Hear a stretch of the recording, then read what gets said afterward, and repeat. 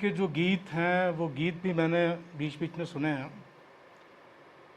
लेकिन बहुत ज़्यादा, हालांकि थोड़ी बहुत तो समझ में आ जाती है हिंदी जानने वाले को कुमाऊनी। और गिरदा की खूबी ये थी कि कई बार वो हिंदी, कुमायूनी, उर्दू एक ही गीत में सबको पिरो के बातें करते थे, कहते थे, गाते थे। तो वो एक खुशनसीबी है जिसकी वजह से हम कुछ उनको समझ पाते हैं। लेकिन फिर भी जो कुमायूनी का उनका संसार है उस तक मेरी पहुंच नहीं है। इसके अलावा जो धुनें हैं, जो लोक धुनें हैं, जो कुमायूं अंचल के, पहाड़ के, उत्तराखंड के सैकड़ों धुनें उन्होंने संजोई हैं, उनको आगे बढ़ाया, संरक्षित किया, उसकी भी मुझे बहुत कोई ख़ास गहरी जानकारी नहीं है। इसलिए मैं उनके लिए केवल अपना आदर ही यहाँ प्रकट कर सकता हूँ। मैं समझता हूँ कि उत्तराखंड के जीवन में, उत्तराखंड आंदोलन में और उत्तराखंड के भविष्य में गिरदा की जो उपस्थिति है और उनकी जो भूमिका है वो कभी धूमिल नहीं हो सकती। हम लोग उनको संघर्ष और उम्मीद के जन गीतकार के रूप में देखते समझते हैं। उनका जो सबसे प्रसिद्ध गीत है आलो, उसमें जो उम्मीद है, जो आशा है, वो पूरे देश में सबको प्रेरित करती है, रोमांचित करती है। चाहे हम रहेंगे या नहीं रहेंगे, चाहे हमारे सामने वो दिन आएगा या नहीं आएगा, लेकिन ज़रूर एक दिन वो दिन आएगा दुनिया में जिस दिन सब लोग बराबर होंगे, कोई छोटा बड़ा नहीं होगा, कोई भेदभाव नहीं होगा, लोग खुशहाल होंगे। और ये हमारे दौर में इस तरह की उम्मीद अपने आप में एक बहुत बड़ी बात है। और यही वीरेंद्र दा की कविताओं में भी बहुत कुछ पैरेलल है। गिरदा और वीरेंद्र दा के नज़रिए में, उनकी जो विश्व दृष्टि है, उसमें बहुत सी समानताएं हैं। और कविता का अंदाज दोनों का अलग अलग है, लेकिन जो उनके कंसर्न हैं, सरोकार हैं, और जो कविता का जो अपना संघर्ष है, उस संघर्ष को लेके भी उनका नज़रिया लगभग एक जैसा ही है। मुहावरे और अंदाज बिल्कुल अलग अलग हैं, ये बात सही है। वो एक जनगीतकार हैं और वीरेंद्र दा बुनियादी तौर पे एक साहित्यिक दुनिया के कवि हैं। तो ये फ़र्क है। लेकिन जो चीज़ इन दोनों कवियों में ये उम्मीद पैदा करती है, वो चीज़ है इनका आंदोलन से जुड़ा होना, इनका एक्टिविस्ट होना। क्योंकि इस दौर के, या जैसे मल्ली भाई बैठे हैं हमारे सामने, और मुझे बहुत हिचक हो रही है कि मैं उनके सामने इस तरह की बातें कर रहा हूँ, क्योंकि बचपन से हम लोग इनकी कविताएं पढ़ते सुनते बड़े हुए हैं। उनकी कविताओं के सहारे जुलूस निकालते, लड़ते, आंदोलन करते आगे बढ़े हैं। तो जो एक्टिविस्ट होता है, जो आंदोलनकारी होता है, वो कभी उम्मीद का दामन छोड़ता नहीं है। उसको लगता नहीं है कि नाउम्मीद हुआ जा सकता है। जबकि ये दौर ऐसा था जो 70-80 के बाद का दौर है, जिस दौर में तमाम लोग आए रसे आम पे, पसमंजर पे, उसमें निराशा थी बहुत गहरी। हिंदी कविता भी जो उस दौर की है उसमें एक गहरी निराशा है, क्योंकि जितने सपने थे पुराने, और जो 60 के दशक में जनता के आंदोलन हुए, नक्सलाइट मूवमेंट हुआ, उससे जो नई एक उम्मीदें पैदा हुई थी, कुछ बड़ा बदलाव होगा। बहुत सारे लेखक, कवि, बुद्धिजीवी उन आंदोलनों की तरफ गए, किसानों के आंदोलनों की तरफ गए, आदिवासियों के आंदोलनों की तरफ गए, और फिर एक पीछे हटने वाली बात हुई, उसका दमन हुआ। तो उसी के बाद हिंदी कविता में एक ठहराव है, और एक इस तरह का ठहराव है कि अब बहुत रेडिकल कोई बदलाव नहीं होने जा रहा। और ज़्यादातर कवियों के यहाँ ये बात मिलती है कि जो बचा हुआ है अभी भी, उसको हम कैसे बचा लें, यही हमारी सबसे बड़ी लड़ाई है। तो मंगलेश दा की कविता में ये चीज़ कई बार आती है। कि हम कैसे सुंदर छोटी छोटी खूबसूरत चीज़ों को बचा लें। वीरेंद्र की कविता में भी ये बात आती है कि इस समय कवि बने रहना ही सबसे बड़ी लड़ाई है।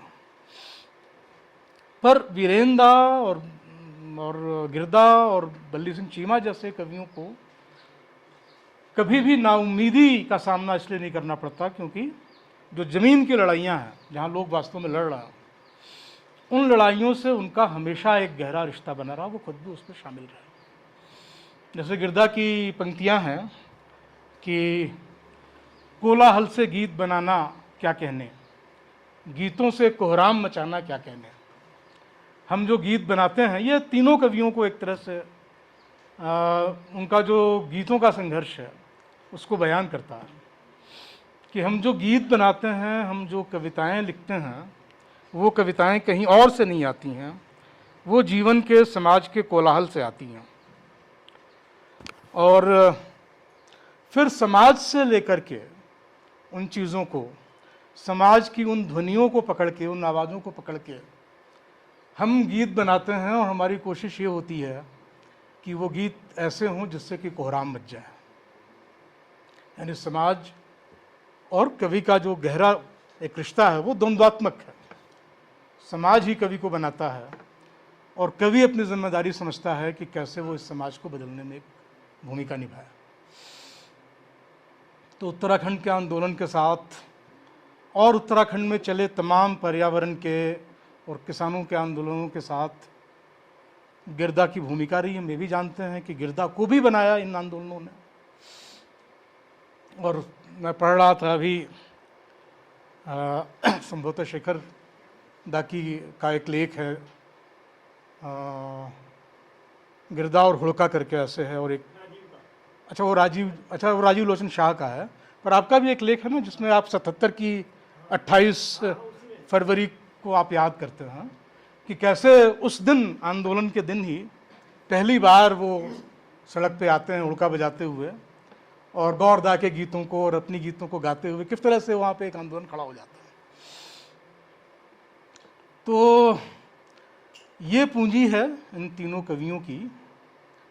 लेकिन ये सच है कि गिरदा को भी इस बात का अफसोस रहा, थोड़ा दुख रहा कि आप सब जो उत्तराखंड बनाना चाहते थे, उत्तराखंड तो बन गया, लेकिन जो सपनों का उत्तराखंड था वो नहीं बन पाया अभी तक। उसकी लड़ाई अभी भी चल रही है, क्योंकि सपनों का जो उत्तराखंड था वो एक ऐसा उत्तराखंड था जो दुनिया भर का उत्तराखंड होगा। जो बार बार गिरदा कहते हैं कि हिमालय और पहाड़ केवल यहीं के नहीं है, सारी दुनिया की विरासत है। तो ऐसी ज़मीन होगी जहाँ इंसान का आदर होगा, और एक ऐसी ज़मीन होगी जहाँ इंसान और इंसान के बीच कोई भेदभाव नहीं होगा, इंसान और इंसान के बीच कोई लड़ाई नहीं होगी, कोई झगड़ा नहीं होगा, कोई नफ़रत नहीं होगी। चाहे वो औरत और मर्द के बीच हो, चाहे वो वर्ग के लिहाज से हो, चाहे वो धर्म के लिहाज से हो, जाति के लिहाज से हो। तो उत्तराखंड बनने के बाद अगर उस दिशा में हमें कुछ दिखता कि ऐसा कुछ सामाजिक समन्वय, ऐसी एकता मजबूत हुई है जो आंदोलन में पैदा हुई थी, तो हम कहते हैं कि हम उस तरफ आगे बढ़ रहे हैं। लेकिन वो तो दिखाई नहीं दे रहा अभी फ़िलहाल, जो कड़वी सच्चाई है। फिर वो उत्तराखंड जिस लिए बना था वो ये था कि यहाँ के लोग यहाँ रुकें, यहाँ ठहरें, उत्तराखंड को बनाएं। पर यहाँ से लोगों का जाना भी कुछ धीमा पड़ गया हो, ऐसा नहीं लगता। जो प्रकृति है, जो हिमालय की गोद है, वो सुरक्षित हो, वो बचे, वो बड़े बड़े माफिया लोगों के हवाले ना हो जाए। प्रकृति के साथ बहुत जो छेड़छाड़ हो रही है मुनाफा कमाने वाले, उस पर कितने ही गीत हैं गिरदा के, व्यापारियों पे, मुनाफा कमाने वालों पे, उन पे लोग रोक लगाएंगे, वो भी होता हुआ नहीं दिख रहा। तो इस परिस्थिति में यही हम कह सकते हैं कि ये हम सबकी जिम्मेदारी है कि जो गिरदा की विरासत है, उस विरासत को बचाने के लिए और उनके सपनों का, हम सब के सपनों का जो उत्तराखंड है, उसको बनाने के लिए हम जो कुछ कोशिश कर रहे हैं, उस कोशिश में कोई ढील ना आने दें। लेकिन गिरदा की पहचान और भी ज़्यादा बड़ी है, उत्तराखंड से जुड़ी हुई, और उनकी विरासत को समेटने के लिए भी ज़रूरी है कि उनका कोई यहाँ पे एक स्मारक बने, कोई संग्रहालय बने, उनकी चीज़ें संरक्षित की जाएं। इस दिशा में भी हम लोगों को कोशिश करनी है। सरकारों से उम्मीद नहीं करनी चाहिए, लेकिन लोगों को मिलकर ये काम करना चाहिए। विश्वविद्यालयों में शोध होने चाहिए। कुमायूं विश्वविद्यालय में शोध हो गिरदा पे, उनके संगीत पे, उनकी कविता पे, इसकी बहुत ज़रूरत है। और दिल्ली विश्वविद्यालय में भी मैंने ये निश्चित किया है कि आने वाले दिनों में ज़रूर गिरदा की विरासत पे और गिरदा के काम पे हम अपने विद्यार्थियों को शोध के लिए प्रेरित करेंगे और तैयार करेंगे। तो बस ये कुछ शब्द मुझे आदर के रूप में कहने थे। अब ये जो विषय मुझसे पूछा था ज़हूरदा ने कि क्या विषय रखा जाए, तो मैंने बस दिमाग में मेरे जो विषय आया कि वीरेंद्र दा की कविता में नैनीताल और स्याही ताल, बहुत ज़्यादा कुछ सोचे बिना मैंने वो कह दिया और उन्हें मान भी लिया। लेकिन कोई बहुत उस पर ज़्यादा कुछ कहने की मेरी तैयारी नहीं है। ये ज़रूर है कि मैं जानता हूँ, आप सब भी इस बात को जानते हैं कि वीरेंद्र डंगवाल की कविता में, जैसे गिरदा की कविता में भी, नैनीताल की एक बहुत विराट उपस्थिति है। भले ही ऐसी कविताएं कुछ ही हैं, 4-5 कविताएं ऐसी हैं उनकी जो चर्चित कविताएं हैं, जिसमें सीधे सीधे नैनीताल का उल्लेख हुआ है। लेकिन उनकी बहुत सारी कविताओं पे, पहले संग्रह से लेके आखिरी संग्रह तक, और उन कविताओं पे भी जो किसी संग्रह में नहीं आई, कविता वीरेन में संकलित हुई है पहली बार, हर जगह नैनीताल की एक उपस्थिति, एक धड़कन, एक मौजूदगी हमें महसूस होती रहती है। उनका बचपन यहीं बीता था और नैनीताल से ही उन्होंने सारी दुनिया की परिक्रमा की। दुनिया की परिक्रमा तो भौतिक रूप से नहीं की, मौके तो थे उनके पास, लेकिन वो कभी गए नहीं बाहर। कभी वैसी उनकी बेचैनी नहीं रही कि मैं बाहर जाऊं। देश भी घूमने की उनकी बहुत बेचैनी नहीं रही। उनकी कविता में आता भी है कि केरल भी नहीं देखा, ये भी नहीं देखा, वो भी नहीं देखा। लेकिन उनको देखने की ज़रूरत नहीं थी, क्योंकि वो नैनीताल में बैठे बैठे सारी दुनिया देखते थे। लेकिन मुझे उन्होंने बताया था पिछली बार जब मैं उनके साथ नैनीताल में था, कि कैसे वो स्कूल के दिनों में जो बस स्टेशन है वहाँ से बसें चलती थीं नैनीताल से, और कहीं कहीं दिल्ली, कहीं और घूम घाम के वापस नैनीताल आती थी। तो उन बसों में वो सवार हो जाते थे बिना टिकट विकट लिए, और जहाँ बसें जाती थीं वहाँ तक जाते थे और वापस फिर उन्हीं बसों से लौट आते थे। तो इस तरह से नैनीताल की खिड़की से दुनिया को उन्होंने देखा है। और नैनीताल का जो सौंदर्य बोध है, नैनीताल एक, उनकी कविता में जब भी नैनीताल आता है वो हमेशा एक यूटोपिया की तरह आता है, प्रेम और सौंदर्य की एक दुनिया की तरह आता है। जैसे उनकी एक कविता है, अधेड़ नैनीताल उधेड़ बुन। तो इस कविता में आप देखेंगे, और उसकी पंक्तियाँ बहुत मशहूर हैं, आप सब जानते ही होंगे। होठों में एक खुश्की झरना किसी शानदार द्वार से, रंग की एक कत्थई पतली परत का, यह भी प्रेम है शायद इस सबको देख पाना। तो सबको देख पाना, और देखने के लिए, सुंदरता को देखने के लिए तो प्रेम भरी नज़र चाहिए। नज़रों में प्रेम न हो, निगाहों में प्रेम न हो तो सौंदर्य दिखाई नहीं देता है। पर वो देखना भी प्रेम है। और इसी में फिर वो शरारती पंक्तियाँ आती हैं कि अगर तुम्हारा कुत्ता तुम्हारा कहना मानता हो तभी मुझे अपने घर बुलाना, अगर तुम्हारी माँ ऊंचा सुनती हो तभी मुझे अपने घर बुलाना, अगर तुम्हारा मन अटखेलियां करता हो तभी मुझे अपने घर बुलाना। फिर उसमें कहते हैं झकझोर मीठी जलेबी खाई तो तुम्हें याद किया, मीठी जलेबी, झकझोर मीठी जलेबी खाई तो तुम्हें याद किया, पतलून की पेटी पर चाशनी पोछी, ये वीरेनियत है तो तुम्हें याद किया। और आखिर में पंक्ति है कि और तो और तुम्हें देखा तो भी तुम्हें याद किया। ये जो पंक्ति है वहां पे कविता अपने उरूज पे पहुंच जाती है कि देखना, देखने में, देखने की क्रिया में ही प्रेम है। और उनकी जो दूसरी चर्चित कविता है जो कुछ नई कस्में, तो उसमें बहुत सारी नई नई चीज़ों की कस्में खाते हैं। नई नई चीज़ों की कस्में खाते हैं, वो ऐसी कस्में हैं जो कभी पूरी नहीं होती हैं। जैसे उसमें कसम ये होती है कि मैं सुबह रोज़ समय से नहा लूँगा, घर में झाड़ू लगाऊंगा, कपड़े वपड़े साफ़ करूंगा, ये सब ऐसी कस्में जो कभी पूरी नहीं होती हैं। लेकिन वो नैनीताल को लेके और इलाहाबाद की सिविल लाइन को लेके, फिर आखिर में कुछ पुरानी चीज़ों को लेके, पुल बंगश को लेके और चमेली की बगिया को लेके, उसको लेके कुछ कस्में खाते हैं। और वही कस्में ऐसी कस्में हैं जो असली कस्में हैं और जो पूरी होने वाली हैं।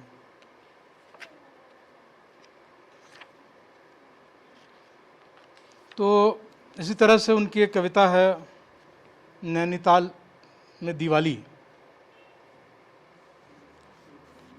तो दिवाली में, दिवाली का दृश्य है, एक तो वीरेंद्र दा की बहुत बड़ी सिफत थी, बहुत बड़ी कला थी कि वो ध्वनियों को शब्दों में पकड़ना जानते थे।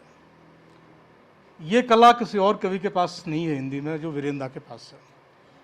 कैसा भी शोर हो, कैसी भी आवाज़ हो, इंजन की आवाज़ हो, आतिशबाजी की आवाज़ हो, शहर का कोलाहल हो, नगाड़े बज रहे हों, उनको वो देवनागरी के शब्दों में वैसे ही रिप्रोड्यूस कर सकते थे। तो उसमें दिवाली के दृश्य हैं, आतिशबाजी है, आवाज़ें हैं, और ताल के पानी में दीपों की झिलमिलाहट है, दीपों के प्रतिबिंब हैं जो वो देख रहे हैं।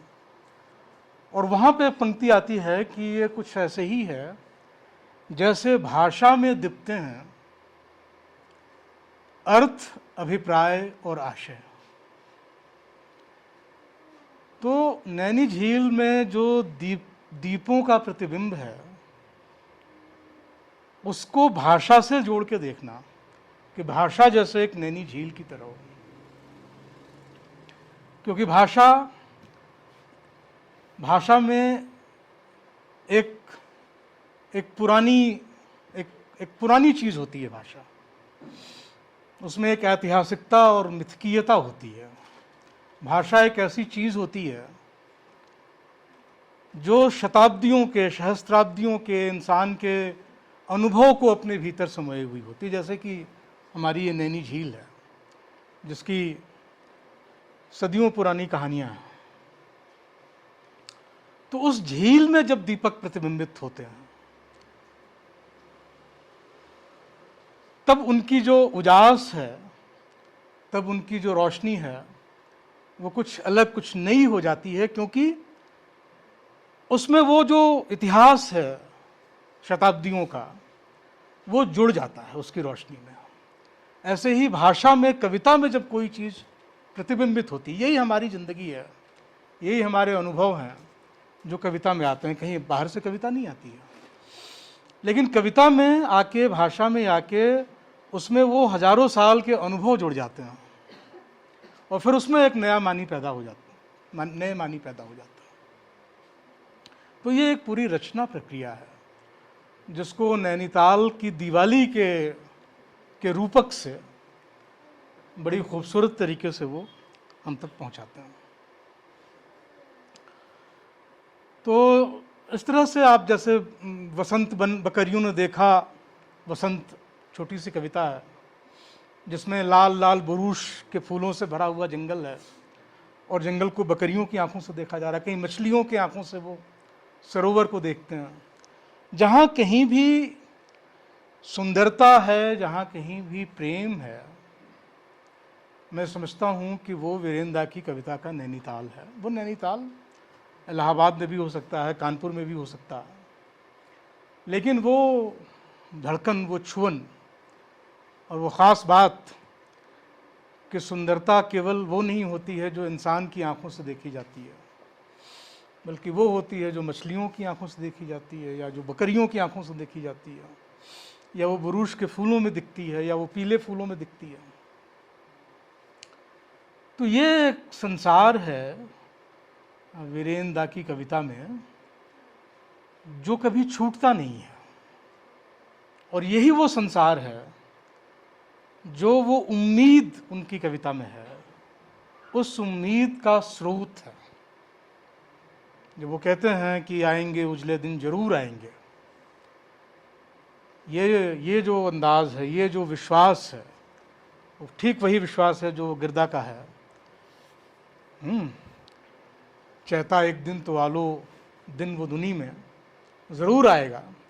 गोरख पांडे की कविता की पंक्ति है जिससे थोड़ी सी प्रेरणा ली है इस कविता में वीरेंद्र ने, कि आएंगे अच्छे दिन जरूर आएंगे, बच्चे सब दूध में नहाएंगे। ये गोरख पांडे की कविता है। उसकी पंक्ति से एक पंक्ति इसमें जुड़ती है कि आएंगे उजले दिन जरूर आएंगे।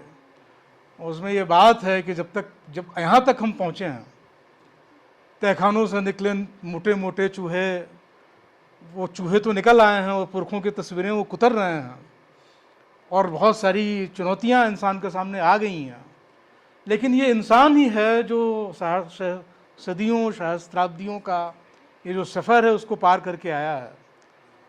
वो उन अंधेरों को, उस तारीख को, उस अंधेरे इतिहास को पार करके यहाँ तक आया है, और उसके आगे भी ज़रूर जाएगा। तो ये एक ख़ास अंदाज जो आया है वो उनकी आंदोलन धर्मिता में भी है, और वो इस सौंदर्य लोक में भी है जो उनकी कविता में हर जगह दिखता है, जिसको मैं कहता हूँ कि वो नैनीताल है। लेकिन ये विश्वास इसलिए आता है इन तीनों कवियों में, मल्ली भाई की भी बात कर रहा हूँ, कि उन्हें आम लोगों पे बहुत भरोसा है। आप वीरेंद्र दा की कविता में अभी हम देखते हैं कहीं मल्लाह आते हैं, हर जगह बहुत साधारण लोग, आम लोग, वे लोग कभी नज़रों की ओट में नहीं जाते। वो मध्य वर्ग के लोग भी हो सकते हैं, वो तारंता बाबू भी हो सकते हैं, वो मजदूर भी हो सकते हैं, वो निषाद हो सकते हैं, वो धीवर हो सकते हैं, वो लोहार हो सकते हैं, वो काम करने वाले लोग हो सकते हैं। ये सारे लोग आते रहते हैं, जाते रहते हैं, और वो उन पे एक भरोसा रखते हैं, एक विश्वास रखते हैं कि यही लोग हैं, और इन लोगों के रहते ऐसा नहीं हो सकता कि वो दुनिया ना बने, वो दुनिया ना आए जो हम बनाना चाहते हैं। पर इस बात से, इस तेवर से हमारे दिमाग में ज़रूर ये सवाल आता है कि भाई ये भरोसा कैसे कर सकते हैं, क्योंकि हम तो अपने समय में जो देख रहे हैं तो उसमें हम ये नहीं कह सकते कि सारे लोग जो हमारे समाज में, हमारे दौर में, हमारी पीढ़ी में हैं, वो सारे लोग एक ऐसी नई दुनिया के पक्ष में खड़े हों जो बराबरी पे टिका हुआ हो, जो न्याय पे टिका हुआ हो, जो आज़ादी और स्वतंत्रता, समानता और बंधुता का जो आदर्श था, आज़ादी की लड़ाई का, फ्रेंच रिवॉल्यूशन से जो आया था, जो आम्बेडकर का, नेहरू का, भगत सिंह का, गांधी का जो सपना था, उसकी तरफ, उसके पक्ष में बहुत सारे लोग तो नहीं दिखाई देते। यही लोग हैं। तो इन लोगों से ये लोग कवि इतनी उम्मीद कैसे बांधे बैठे हुए हैं? क्या ये लोग इस बात की गारंटी दे सकते हैं? क्या हम इन लोगों पे इतना भरोसा कर सकते हैं कि इस देश में अंधेरा दौर नहीं आएगा। तो क्या ये थोड़ी सी आउट ऑफ प्लेस है ये उम्मीद? लेकिन मुझे लगता है कि ये बहुत बौद्धिक कवि हैं। वीरेंद्र दा को जो चीज़ मुझे ख़ास तौर पे आकर्षित करती है कि वो एक बहुत बौद्धिक और वैचारिक कवि है, और उनकी कविता में दुनिया के बदलाव की, प्रगति की जो ऐतिहासिक द्वंद्वात्मक सूझ है वो उनके समय के बहुत सारे कवियों में नहीं है। क्योंकि आम लोगों से उम्मीद इसलिए होनी चाहिए, उनकी कविता में मिलता है कि एक आम आदमी अंततः जरूर न्याय के पक्ष में खड़ा होता है। आप थोड़े समय के लिए उन्माद पैदा कर सकते हैं, आप कुछ समय के लिए नफरत की आंधी बहा सकते हैं, लेकिन एक मजदूर, एक गरीब आदमी, एक निम्न मध्यम वर्गीय आदमी, एक मध्यम वर्गीय आदमी, साधारण मध्यम वर्गीय आदमी, वो अंततः ऐसा नहीं हो सकता कि वो हमेशा के लिए अन्याय के पक्ष में खड़ा हो जाए। कहीं उसका न्याय बोध बचा रहता है। सच्चाई के लिए, सुंदरता के लिए, प्यार के लिए, इंसाफ के लिए वो आखिरकार जरूर खड़ा होता है, उसका समर्थन बना रहता है। लेकिन उसके समर्थन को संगठित करने में